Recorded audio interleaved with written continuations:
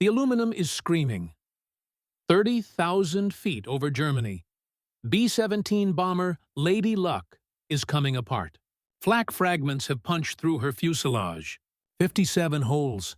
The tail gunner counts them through the smoke. 57 reasons she shouldn't be flying. But she is. The pilot's hands shake on the controls. Not from fear, from confusion. The wings are Swiss cheese. The fuselage looks like someone took a shotgun to a beer can. But the engines? Perfect. The cockpit? Untouched. The fuel tanks? Not a scratch. How are we still airborne? The co-pilot whispers. No one answers. Because no one knows. 300 miles behind them, burning wrecks dot the German countryside. Those planes had fewer holes. Cleaner damage. They should have made it home. They didn't. Lady Luck shouldn't exist. Every law of probability, every calculation the Army Air Force has made says she should be a smoking crater near Stuttgart.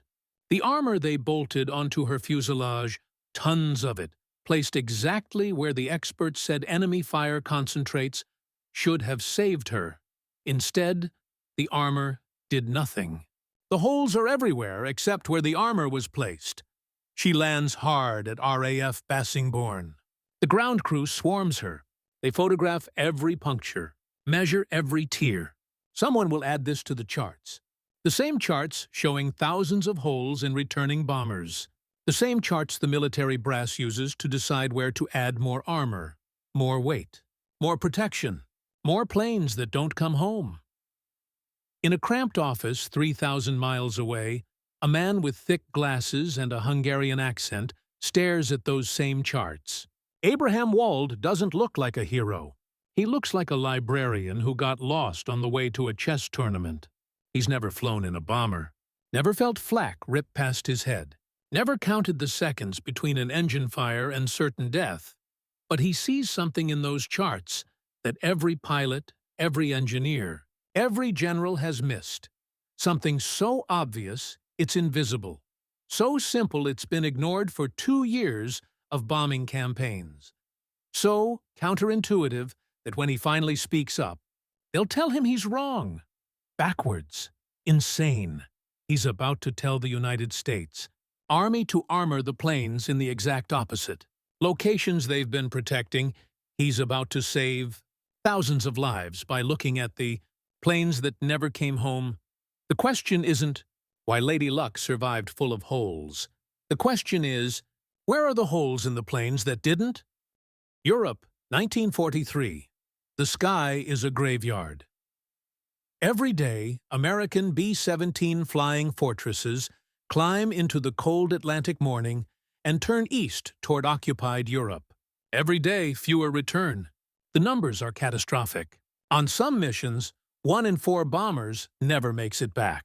25 men lost permission. Sons, brothers, fathers. Atomized into statistics. The B-17 was supposed to be invincible. 13 50 caliber machine guns. A fortress in the sky, they called it. The propaganda posters showed them flying in perfect formation, sunlight gleaming off aluminum skin, bomb bay doors open like the hand of God, delivering justice to the Third Reich. Reality was different. Reality was Messerschmitt Bf-109s screaming out of the sun at 400 miles per hour. Reality was 80-meter flak batteries firing proximity-fused shells that detonated in black clouds of shrapnel. Reality was bombers staggering home with 1 engine, 2 engines, sometimes no engines. Just momentum and prayer. The losses were unsustainable. The 8th Air Force was bleeding to death over Germany. Do the math. If you lose 4% of your force per mission and crews fly 25 missions, the survival rate is 36%. Send 3 men to war, get 1 back. Maybe. The pressure on military leadership was immense. Families wanted answers. Newspapers demanded action. Factory workers building bombers wanted to know their work wasn't feeding boys into a meat grinder. So the Army did what armies do. They studied the problem. They created the Statistical Research Group, a collection of the brightest mathematical minds in America. Their mission was simple: figure out how to bring more bombers home. The answer seemed obvious. Armor. Add steel plates to the bombers. Protect the crew. Protect the engines. Protect the fuel. But steel is heavy. Every pound of armor means one less pound of bombs or fuel or ammunition. A B-17 already weighed 30,000 pounds empty. Add too much armor and it won't take off. Add too little and it won't matter. So where do you put it? The military developed a system. Every returning bomber was inspected, every bullet hole catalogued, every piece of shrapnel damage measured and recorded. They created diagrams, silhouettes of B-17s covered in red dots, each dot representing enemy fire. Patterns emerged. The fuselage took the most hits. The wings were riddled. The tail section looked like a colander. These were the vulnerable areas. These were where men died. The solution was mathematical. Armor the areas with the most damage. Protect what's being hit. It was logical. It was scientific. It was supported by thousands of data points from hundreds of returning aircraft. It was completely wrong. But nobody knew that yet. For 2 years, they kept adding armor to the shot-up sections. For 2 years, the loss rate stayed constant. Planes came home looking like they'd flown through a meteor shower. But they came home. And still, other planes vanished without a trace. Something fundamental was broken in their understanding. But when you're fighting a war, when boys are dying every day, when the pressure is crushing, you don't have time to question your assumptions. You have time to act. Add more armor, try harder, fly faster, drop more bombs. The statistical diagrams kept growing. More red dots, more damage reports, more proof that the fuselage and wings needed protection. In December 1943, Abraham Wald joined the Statistical Research Group. He was 33 years old, a Jewish mathematician who'd fled Austria 5 years earlier, one step ahead of the Anschluss. His family, parents, siblings, cousins, weren't so lucky. They stayed behind. They died in the camps. Wald carried that weight quietly. He wasn't emotional, wasn't dramatic. He was precise, careful. The kind of man who could look at a problem for hours without speaking, then deliver an answer so elegant it seemed obvious in retrospect. They gave him the bomber problem, showed him the damage diagrams, explained the armor placement strategy, waited for him to confirm their work, maybe optimize the steel thickness or suggest minor adjustments. He looked at the charts for 3 days, barely spoke, just stared at those red dots marking thousands of holes in hundreds of planes. On the 4th day, he asked a question that changed everything. Where are the planes that didn't come home? The room went silent. Excuse me? The Army Air Force colonel leaned forward. We've shown you the damage patterns from every returning aircraft. The data is comprehensive. Wald tapped the diagram. Holes everywhere. Wings shredded. Tail sections torn. But the pattern was wrong somehow. He couldn't articulate it yet. Just felt it. These planes came back, Wald said quietly. What about the ones that didn't? They were shot down. That's why they're not in the data. Where were they hit? We don't know. They're in Germany, or the Channel, or scattered across France. Wald nodded slowly.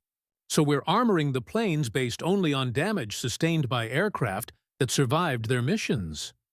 Correct. These are the vulnerable areas. Are they? The meetings grew tenser. Wald kept asking questions that seemed to undermine the entire research program. The damage patterns showed clear concentrations of enemy fire. The wings, the fuselage, the tail. These sections took the most hits. The evidence was overwhelming.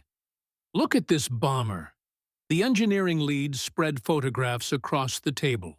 63 holes in the fuselage. It barely made it back. One more hit, and the structural integrity fails.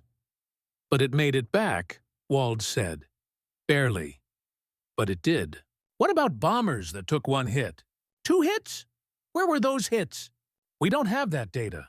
Those planes are gone. Wald took off his glasses. cleaned them slowly. Put them back on. That's the data we need. The frustration in the room was palpable. They'd spent 2 years collecting information, built the most comprehensive damage database in military history. And this mathematician, who'd never even seen combat, was saying it was useless.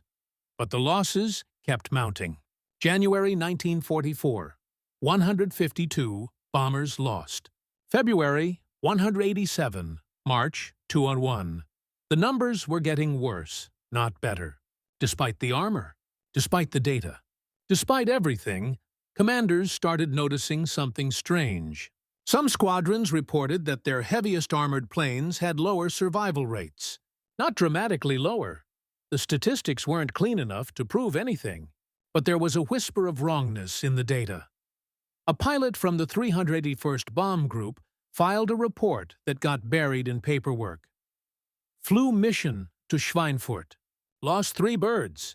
All had full armor packages installed last month. Not sure the extra weight helped. Might have hurt our ceiling.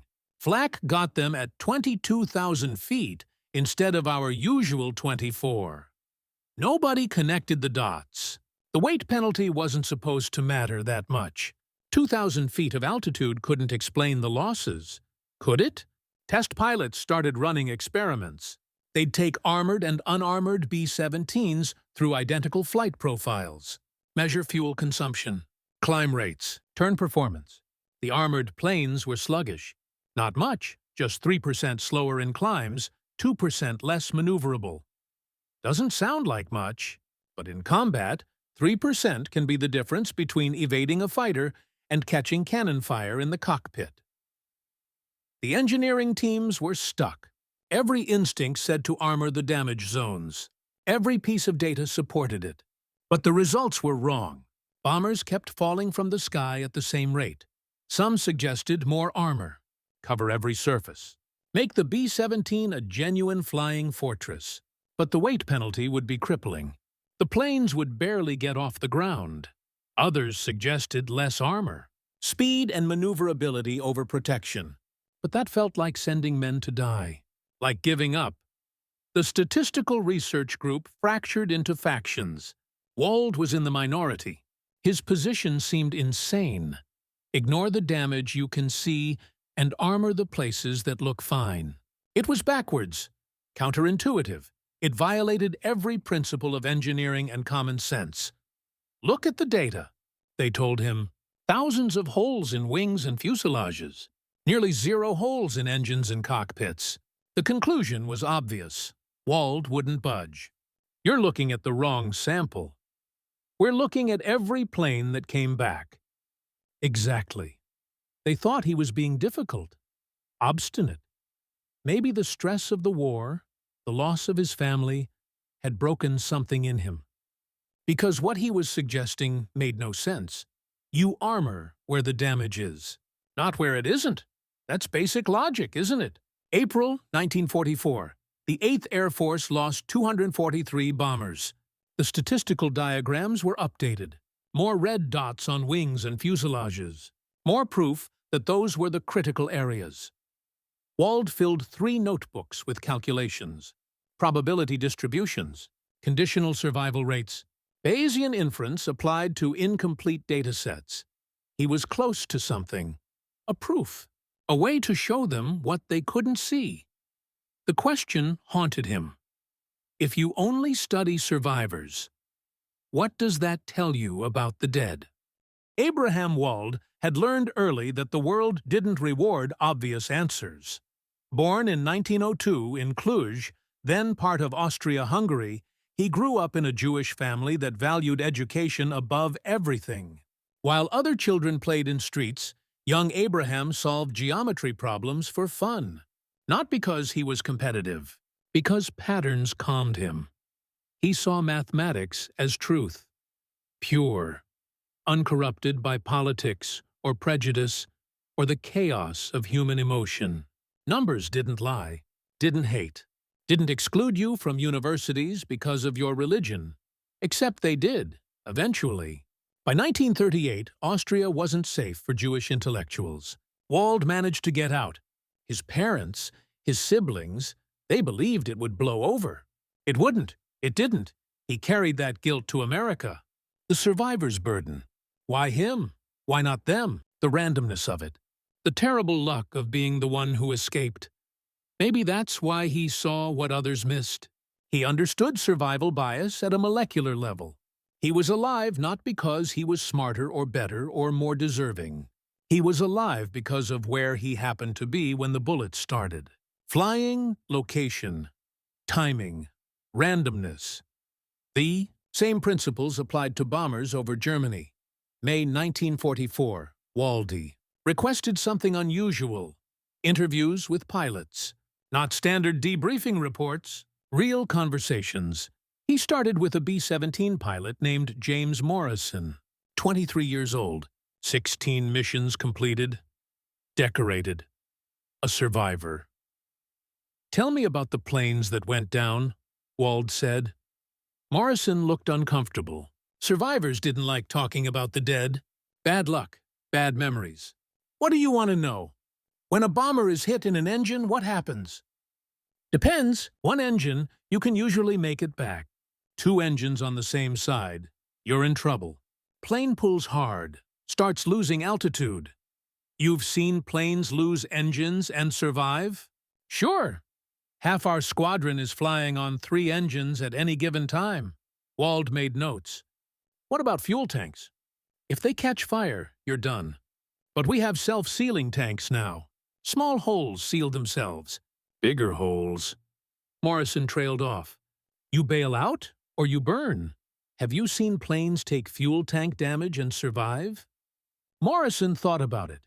"Yeah, actually. A few weeks ago, Lewis took a 20mm round through his number 3 tank. Fuel was pouring out, but it didn't ignite. He dumped everything, landed on fumes. And the cockpit?" Morrison's face went hard. "You don't survive cockpit hits. Pilot goes down. Co-pilot takes over if he can. But usually if the cockpit gets hit, both of them—" He didn't finish. Wald interviewed 17 pilots. Same questions. Same patterns emerged. Planes came home with shredded wings all the time. Planes came home with fuselage damage constantly. Planes came home with tail sections barely attached. Regularly. Planes almost never came home with engine damage. Never came home with cockpit hits. Never came home with fuel tank fires, not because those areas weren't being hit. Because when those areas were hit, the planes didn't come home. It was so simple it hurt. The red dots on the damage diagrams didn't show where planes were most vulnerable. They showed where planes could be hit and still survive. The wings could take damage, the fuselage could be shredded.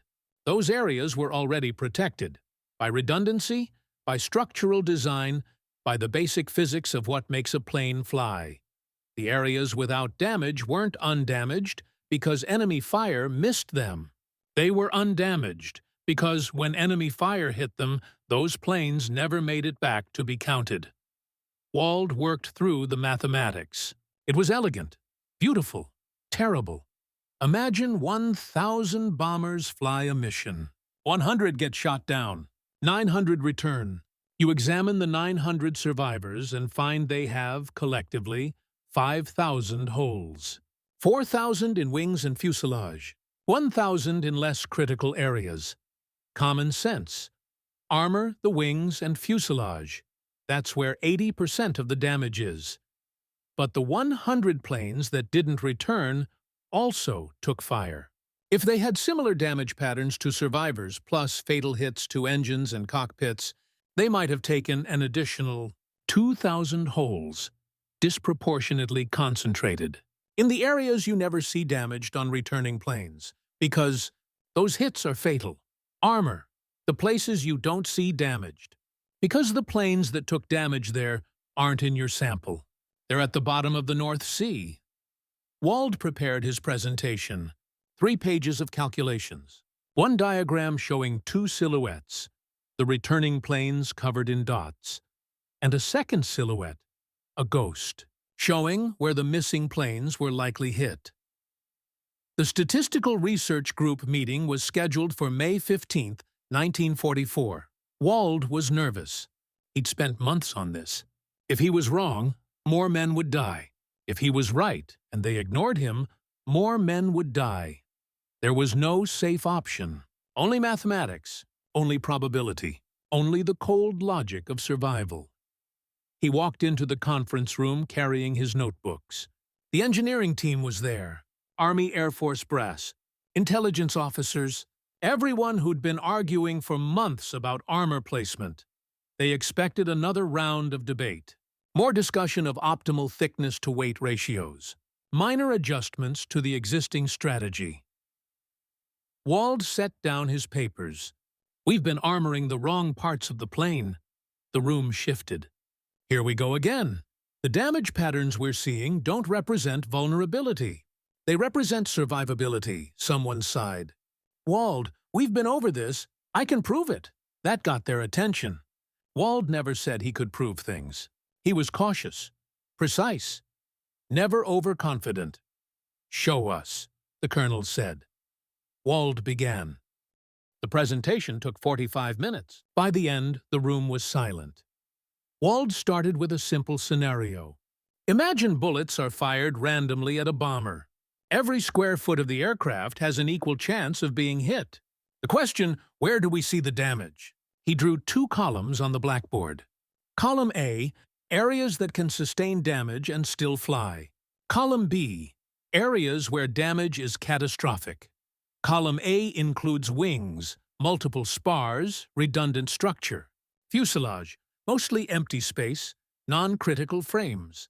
Tail section can be partially destroyed and still maintain control. Column B, engines. Lose one, you're crippled. Lose 2, you're falling. Cockpit. Lose the pilot, lose the plane. Fuel tanks. Ignition means instant destruction. Control cables. Severed cables mean no steering. Someone interrupted. But we have data showing minimal hits to engines and cockpits. Exactly, Wald said. Why? Because enemy fire isn't random. It concentrates on the larger surfaces. Wald shook his head. Flak is random. Shrapnel doesn't aim. Fighter pilots aim for center mass. The fuselage, not engines specifically. Yet we see almost no engine damage in our sample. He let that sink in. 2 possibilities. Either enemy fire somehow avoids engines and cockpits despite their prominent position on the aircraft, or planes hit in those areas don't return to be counted. The logic was undeniable. One explanation required enemy gunners to have inhuman precision and deliberately avoid critical systems. The other simply required acknowledging that your data sample was incomplete. Wald moved to his calculations. Let's assume 1,000 holes distributed across 100 returning bombers. We observe 40 holes in the engine area, 800 in the wings and fuselage, 160 elsewhere. If 100 additional planes were shot down, and they took a similar number of hits before going down, where were the fatal hits concentrated? He worked through the probability. If all areas are equally exposed to fire, but 90% of planes survive wing damage, while only 10% survive engine damage, then the missing planes, the dead, took disproportionate engine hits. The math was complex. Bayesian inference, conditional probability. But the conclusion was simple. The armor distribution should be inverse to the damage distribution we observe. Armor heavily where we see no damage. Armor lightly where we see the most damage. An engineering officer stood up. That's insane. You're asking us to leave the most frequently damaged areas unprotected. No, Wald said calmly. I'm asking you to recognize that those areas are already surviving damage. They don't need additional protection. The areas that look pristine in our data aren't pristine because they're not being hit. They're pristine because when they are hit, the evidence sinks into the ocean. He showed pilot testimony, Morrison's interview, others, consistent stories, planes with shredded tails making it home, planes with engine fires never being seen again. We're suffering from survivorship bias, Wald explained. We're studying only the success cases and trying to extrapolate to all cases. But the failures, the losses, contain the critical information. They died because they were hit in places our sample never shows as damaged. The term survivorship bias wasn't common yet. Wald was essentially naming the phenomenon as he explained it, and it had applications far beyond bombers. Someone asked the critical question, if you're right, why haven't we seen improvement with the current armor placement? Wald had an answer. Because you're adding weight to areas that don't need it, reducing performance, lowering ceiling, decreasing maneuverability. You're making planes slightly worse at evading fire in exchange for protection in areas that already survive damage. Net effect, no improvement. The room erupted in discussion, arguments, counter-arguments. But the logic was sound, undeniable. They brought in more engineers, ran Wald's numbers independently, checked the mathematics, reviewed pilot reports with new eyes. Every analysis confirmed his conclusion. The hardest part wasn't the math. It was accepting they'd been wrong. 2 years of armor placement based on flawed logic. How many men had died because of it? But there was no time for recrimination. Only action. If Wald was right, they needed to move fast. Refit the bombers. Change the strategy. If he was wrong, they'd be making things worse, leaving damaged areas unprotected, sending men to die. The colonel made the decision. We'll run a test. 2 squadrons, one with traditional armor placement, one with Wald's recommendations. 50 missions each. We'll compare loss rates, Wald nodded.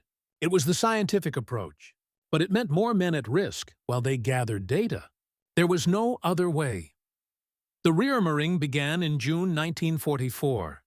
Engineers removed steel plates from wings and fuselages, cut the weight by 40%, redistributed that armor to engines, wrapped them in deflection plates, cockpit, additional plating around pilot stations, fuel tanks, supplemental shielding beyond the self-sealing systems. The weight savings improved performance. Ceiling increased by 1,500 feet. Climb rate improved by 8%.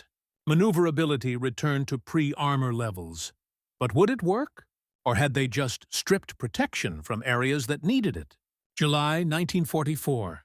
The test squadrons began flying missions. Every flight was monitored. Every loss investigated. The data trickled in slowly. Loss rates fluctuated mission to mission. Random chance made it hard to see patterns immediately. But by August, trends emerged. The Wald Armored Squadron, 4.2% loss rate. The traditional squadron, 6.1% loss rate. It was working. Planes with engine armor were surviving hits that used to be fatal. Engines took damage but kept running long enough to get home. Cockpit armor was deflecting fragments that would have killed pilots.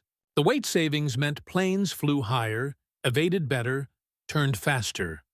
By September, the data was undeniable. The Wald configuration reduced losses by 30%. If applied across the entire 8th Air Force, it would save hundreds of bombers, thousands of lives. The order went out.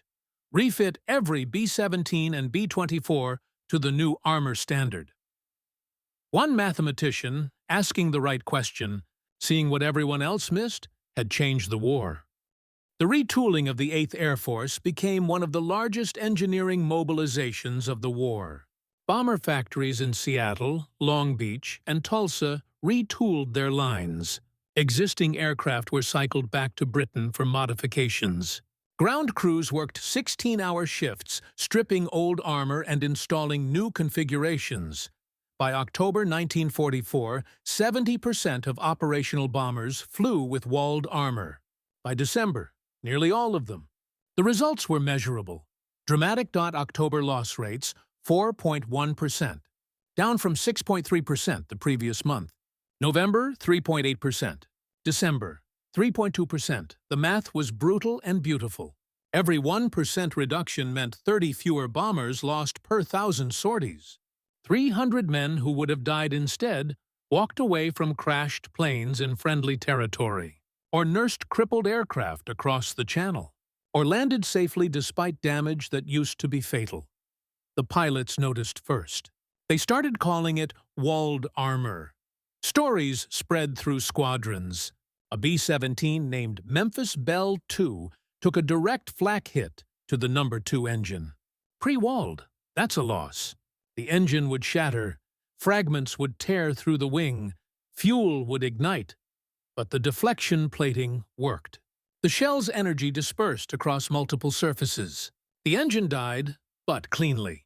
No fire, no secondary explosions. The plane made it home on 3 engines. Lieutenant Robert Chen, pilot. The armor turned a death sentence into a mission abort. That's the difference. We can survive engine hits now. Another bomber, Iron Lady, took cockpit damage over Magdeburg. 20 millimile cannon fire from a Focke-Wulf 190. The rounds hit where the pilot's head would have been. Pre-Wald, both pilot and co-pilot would be dead. The armor deflected 2 of 3 rounds. The third penetrated but fragmented, causing injuries instead of instant death. The co-pilot flew the plane home. Both men survived. These weren't abstractions. These were sons who would meet their parents again. Fathers who'd watch their children grow up. Young men who'd live to be old men, telling stories about the day they should have died but didn't. The German Luftwaffe noticed too. Their intelligence reports showed confusion. American bombers were suddenly harder to kill. Engine hits weren't resulting in kills. Cockpit attacks weren't downing planes. The carefully developed tactics for engaging B-17s, aim for engines, rake the cockpit on head-on passes, were less effective. They adapted, focused more on fuel tanks. But those were smaller, harder targets. The trade-off was worse for them. Fewer kills per engagement. More fighters lost trying to press attacks closer. By January 1945, the strategic balance had shifted. The 8th Air Force flew deeper into Germany with more confidence. Loss rates continued dropping. 2.9%. By March, 2.4%. The war was far from over. Men still died, planes still fell. But the mathematics of survival had fundamentally changed. The statistical research group expanded Wald's methodology, applied survivorship bias analysis to naval vessels, armor ships, where torpedoes left no survivors, not where ships limped home damaged. Applied it to tank design, protect against hits that cause catastrophic kills, not superficial damage. The principle was universal. Study your failures, not just your successes. The dead have information the living lack. There was a moment in late February 1945 when it all crystallized. A B-17 named Lady Luck, yes, the same one from our opening, returned from her 83rd mission. She'd been flying since January 1944, survived the old armor configuration, been retrofitted with Wald armor in September 1944. Her crew chief kept a log, under old armor. 6 missions aborted due to engine damage, 3 crew injuries from cockpit fragmentation, twice nearly lost to fuel fires. Under Wald armor, 17 missions completed with engine hits, cockpit hit with no penetration, fuel tank damage sealed and survived. The evidence was personal now, not statistics, not probability, real men touching real metal that saved their lives. Abraham Wald never visited an airbase, never saw the bombers he helped protect. He stayed in his office, working on other problems. Torpedo trajectories, optimal bombing patterns, sequential analysis for quality control testing. He received a commendation letter from the Army Air Force. It sat in a drawer. He didn't frame it, didn't show it off. The mathematics was sufficient satisfaction. The logic had been sound. The proof was in the numbers. But on quiet nights, he must have done the calculation. 30% reduction in loss rates, applied across 50,000 sorties. 1,500 bombers saved. 15,000 men who lived instead of died. That was the weight of asking the right question. The power of seeing what others missed. Not because he was smarter, Because he understood survival from a different angle. He'd survived when his family hadn't. Random. Location. Timing. He'd made it to the data. They'd been the missing data points.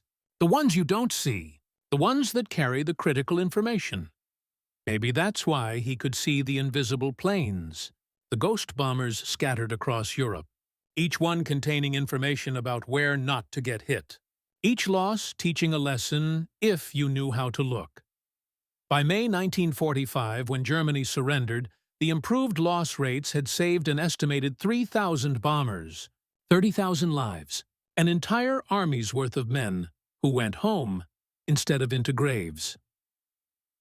The war in the Pacific continued. Wald's armor principles were applied to B-29 superfortresses. Same logic, same results. Fewer losses, more survivors. On August 15, 1945, Japan surrendered. The war was over, and somewhere in those final months, in the careful recalibration of armor and the quiet survival of crews who never knew his name, Abraham Wald's logic had written itself into history. Not with thunder, with mathematics. Abraham Wald never became famous. Not in the way fighter aces or generals or Manhattan Project scientists became famous. His name didn't appear in newspapers. No ticker-tape parades. No Presidential Medal of Freedom. He returned to academia after the war, taught at Columbia University, published papers on statistical decision theory, lived quietly with his wife and children in New York. The bomber work was classified. Even after declassification, it remained obscure, a technical footnote in military engineering reports. In 1950, Wald died in a plane crash in India. He was 48. The supreme irony wasn't lost on those who knew his work. The man who saved thousands of airmen died in an aircraft accident. Random. Meaningless. The universe doesn't care about narrative symmetry, but his insight survived. Survivorship bias became a foundational concept in statistics, economics, medicine, engineering. Anywhere you analyze data, anywhere you draw conclusions from incomplete samples, Wald's logic applies. Modern aircraft design still uses his principles. Commercial jets are armored in critical systems, engines, cockpits, fuel tanks, not based on where mechanics see damage, but based on failure analysis of crashes. The planes that don't land safely contain the information about what truly needs protection. Medical research learned the lesson too. Clinical trials now account for survivorship bias. If you only study patients who complete treatment, you miss critical information about why others dropped out or died. The missing data points matter most. Business schools teach the concept. Failed companies contain more useful information than successful ones. But we study success stories because they're visible, documented, inspiring. The failures disappear. Stop being counted. Yet they're the ones that show you what not to do. Venture capitalists learned this eventually. For every Facebook or Google, there are hundreds of startups that died. If you only study winners, you think success comes from working hard and having a good idea. If you study the dead companies, the ones that also worked hard and had good ideas, you learn that luck, timing, and countless invisible factors matter more than anyone wants to admit. The 2008 financial crisis. Survivorship bias in mortgage-backed securities. Banks assumed real estate would hold value because historically, homeowners who kept paying were statistically safe. But they weren't accounting for all the homeowners who couldn't keep paying and defaulted. The missing data brought down the economy. Wald's ghost haunts every data set. Every time someone says, all successful people do X, ask, what about the unsuccessful people who also did X? Every time someone claims, this strategy always works, ask, where's the data from times it failed? The planes that came back weren't the whole story. They were never the whole story. The holes you see don't tell you where to armor. The absence of holes, the perfect, unblemished sections, that's what screams danger. In 2010, the United States military declassified the full Statistical Research Group reports. Wald's bomber analysis was published in its entirety. Statisticians and historians finally saw the complete logic, the elegant mathematics, the profound simplicity of asking, "Where are the missing planes?" A few textbooks added him to their chapters on bias and sampling error. A few articles appeared in mathematical journals. Still, most people have never heard of Abraham Wald. Ask a random person who saved thousands of bomber crews in World War II, and they'll say engineers, mechanics, pilots. Not a mathematician who never left his office, but those who know. In statistics departments, Wald's question is shorthand for the fundamental challenge of incomplete data. When you can only study survivors, how do you learn from the dead? There's a memorial to the 8th Air Force in Savannah, Georgia. A wall of names. 26,000 of them. Men who didn't come home. Abraham Wald's name isn't on that wall, but thousands of names that should be there aren't because of him. His contribution was invisible. Negative space. The absence of death. You can't memorialize the people who didn't die. Can't honor the bombers that didn't crash. Can't commemorate the missions where men came home instead of burning over Bavaria. That's the nature of prevention. Of seeing danger in what looks safe. Of understanding that silence sometimes screams louder than noise. The Statistical Research Group disbanded after the war. Its members scattered to universities and corporations. Many went on to transform their fields. But they all carried Wald's. Lesson: the most important information is often the information you can't see.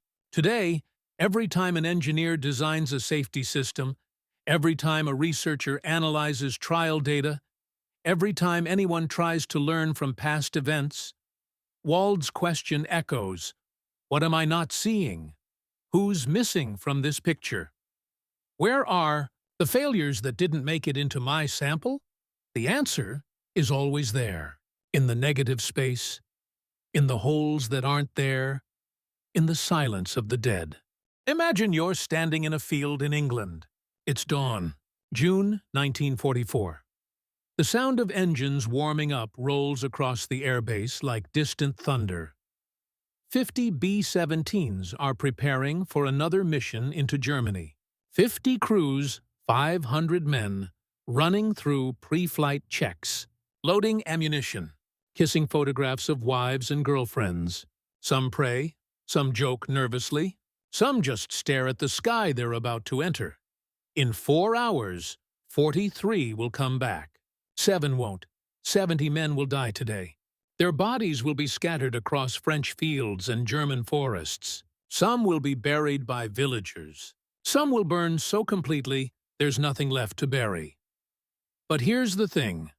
Without Abraham Wald, it would be 9 planes lost. 90 men dead. 20 men who will walk off their bombers this afternoon owe their lives to a mathematician they'll never meet. To a question that seemed backward, to logic that contradicted every instinct. They don't know it. Can't know it. How do you know you were saved by something that never happened? How do you thank someone for a bullet hole that isn't there? That's the invisible weight of Wald's work. The unwritten history of men who grew old, had children, built lives, and never knew that in another version of reality, they died over Stuttgart at age 22. The parallel universes are stacked against each other. In one, the Army keeps armoring wings and fuselages, keeps adding weight, keeps bleeding squadrons at 6% loss rates. The war ends eventually, but 20,000 more names go on memorial walls. In our universe, a mathematician asked one question. The death rate dropped by 1/3. 15,000 young men who should be dead aren't. That's not hyperbole. That's math. Cold, precise, beautiful. But here's what haunts me. How many other times have we gotten it backwards? How many problems are we solving with survivor-only data?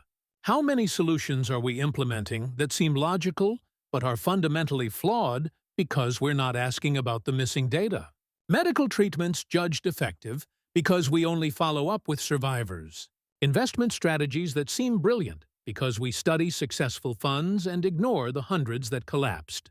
Educational methods that appear to work because we measure students who stayed in school, not those who dropped out. Safety regulations written based on accidents that were reported, not the ones that killed everyone too completely to report. Engineering standards derived from structures that stood, not ones that fell. Success advice from billionaires who made it, never from the identical entrepreneurs who tried the same things and failed. We are surrounded by survivorship bias, swimming in it. We see the holes in the fuselage and think, that's the problem, because the holes are visible, obvious, right there in front of us. The real problems are in the cockpit, the engines, the fuel tanks, the places that look fine on every plane we examine, because when those places get hit, we don't see the plane at all. Wald understood something profound about human nature. We're drawn to the visible, the dramatic, the documented. We want to study success because success is inspiring. Failure is depressing. Defeats are painful. So we don't look at them, don't count them. Let them fade into statistical noise. But the dead are trying to teach us. The failures contain the critical lessons. The missing data is the most important data. Every time a business fails, it's teaching you something about what doesn't work. Every patient who drops out of a clinical trial is telling you something about your treatment. Every student who quits is showing you a flaw in your education system. Every plane that didn't come home was hit somewhere specific, and that place is where your next plane needs armor. Are you listening? Are you asking Wald's question? Where are the ones that didn't make it back? There's a photograph from 1944. B-17 Lucky Lady, sitting on a runway at Bassingbourn. She's covered in holes, hundreds of them. You can see through her in places. She looks like she should be scrap metal, but she's not. She flew home. Her crew walked away. Because the holes are in places that can take holes. The places that can't take holes, the engines, the cockpit, the fuel, those places are intact. Not because they weren't targeted. Because when they were targeted, those planes aren't in photographs. They're in graves. That photograph should be in every statistics textbook, every research methods course, every business school. A visual reminder. What you see isn't the whole truth. The absence of evidence is evidence of absence only if you're looking at the complete sample. We're not. We never are. There are always missing planes, always data points that didn't make it back. Always people whose stories ended before they could be counted. Your job, our job, is to remember they existed, to ask what they could teach us, to understand that the gaps in our data aren't empty. They're full of information if we're brave enough to look. Abraham Wald was brave enough. Not physically brave, he never faced combat, but intellectually brave. He was willing to look at 2 years of careful research, mountains of data, expert consensus, and say, this is wrong. We're looking at this backwards. That's harder than it sounds. Consensus is comfortable. Data is reassuring. When thousands of measurements all point the same direction, questioning them feels like denying reality. But sometimes reality is in the measurements you don't have, the data points that vanished, the negative space around the evidence. Wald saw the ghost planes, the invisible bombers scattered across Europe, each one teaching a lesson through its absence. And he had the courage to tell decorated generals and experienced engineers that they'd been wrong, that they needed to armor the places that looked safe and leave vulnerable the places that looked damaged. He was right. 15,000 men lived because he was willing to be intellectually uncomfortable, to question assumptions, to see what everyone else was missing. So here's my question for you. What are you not seeing? What's missing from your data? Who didn't make it back to be counted in your sample? Because somewhere in that negative space, in the holes that aren't there, in the silence of the missing, that's where the truth is hiding. The bombers that came home were full of holes, but they came home. The ones that didn't had holes in different places, places that mattered more. The question is, are you armoring the wrong parts of your plane